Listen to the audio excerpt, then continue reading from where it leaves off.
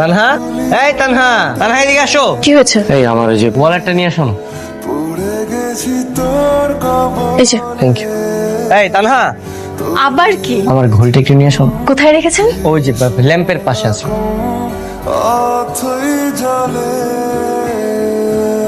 এই তানহা, তানহা দাঁড়াও। সরি, তুমি অন্য রিকশা দেখে নাও। আপনি এখন আসছেন? ম্যাডাম আপনাকে দুবার খুঁজলি।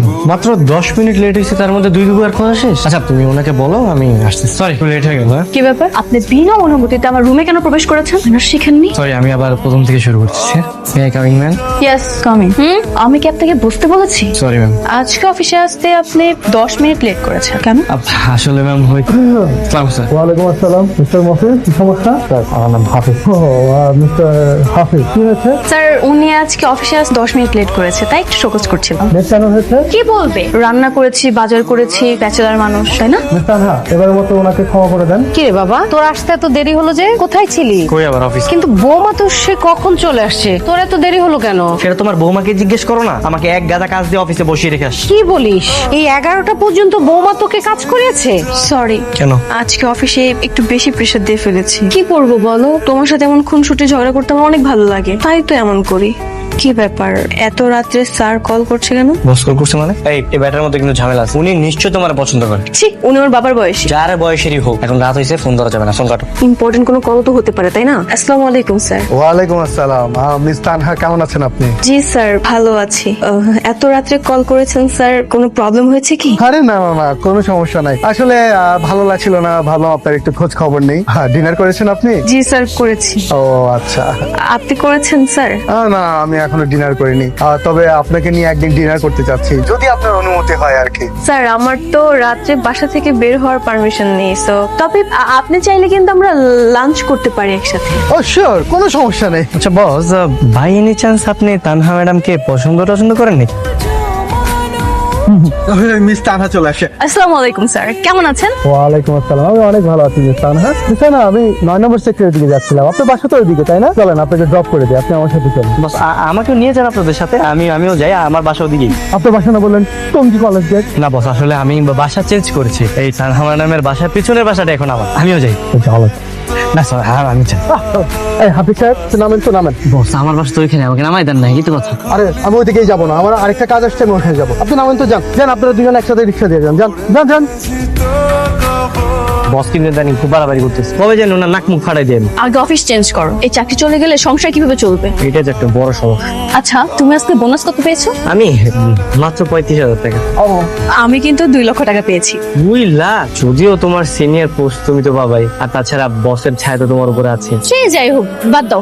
আচ্ছা শোনো না, আজকে আমরা এখান থেকে উঠে চলো না জুয়েলার্সের দোকানে যাই। কেন? না মানে আমার অনেক দিনের ইচ্ছা ছিল একটা গোল্ডের গহনা কিনবো আর কি। সো আজকে যেহেতু টাকা হয়েছে, চলো না যাই। আচ্ছা ঠিক আছে। বিয়ের অনেক দিন হলো, আজ পর্যন্ত তো পারলে না নিজের টাকায় একটা গহনা কিনে দিতে, তাই নিজের টাকায় কিনে নিয়ে আসলাম। তোমার টাকা মানে তো আমার টাকা, আর আমার টাকা মানে তো তোমার টাকা। তুমি তোমাকে গিফট করেছো, মানে আমি তোমাকে গিফট করেছি। তাই না? হ্যাঁ, আর তুমি এখানে, আমি তোমাকে সারা বাড়ি খুঁজে বেড়াচ্ছি। বল। মা বাজারে যাবো, কি কি লাগবে বলো। কি হয়েছে মা? কিছু হয়নি। কিছু তো একটা হয়েছে মা, বল আমাকে কি হয়েছে। তোকে জন্ম দিয়েছি আমি, লালন পালন করে বড় করেছি আমি। কই কখনো তো আমাকে একটা সোনার আংটিও কিনে দিসনি। আর 2 দিনের বউ, তাকে তুই সোনার হার কিনে দিলি? মা ওটা আমি কিনে দিইনি, তা না নিজের টাকা দিয়ে কিনেছে। তোর টাকা আর ওর টাকা একই তো কথা হলো। তুই পারতি না আমার জন্য একটা হার কিনতে? তোকে জন্ম দিয়েছি আমি, লালন পালন করে বড় করেছি আমি। কই আমাকে তো কোনোদিন একটা স্বর্ণের কিছু কিনে দেসনি। জি বলুন, কেন ডেকেছেন? জি আমি আপনাকে দেখেছি, আমার একটা ফাইল আছে, এই ফাইলটাতে আপনার একটা সাইন লাগেছে। কিসের ফাইল? অনুমোদন ফাইল। আমার কোম্পানি কেমিক্যাল প্রোডাক্টের, আমি আপনাকে প্রতি চালানে 5 লক্ষ টাকা দিই। ম্যাডাম আসবো? হ্যাঁ আসুন। ম্যাডাম, হাফিজ সাহেব তো মোতালেব সাহেবের ফাইল অনুমতি দিচ্ছে। হোয়াট? সত্যি বলছেন আপনি? জি ম্যাডাম, মোতালেব সাহেব এখনো হাফিজ সাহেবের টেবিলে বসা, টাকা দিচ্ছে। আপনি আমার সাথে চলেন। অভিষেক, এখানে 5 লক্ষ টাকা আছে, আপনার ফাইল। কি ব্যাপার, আপনি এখানে কেন? হাফিজ সাহেব আমার কত ভাই, ওই পারিবারিক বিষয়ে একটু কথা বলতে আসছি আমরা। হ্যাঁ, উনি আপনার কি হয় না হয় সেটা আমি খুব ভালো করেই জানি। এ কি আপনার সামনে কিসের ফাইল? আপনার ফাইলটা দিন।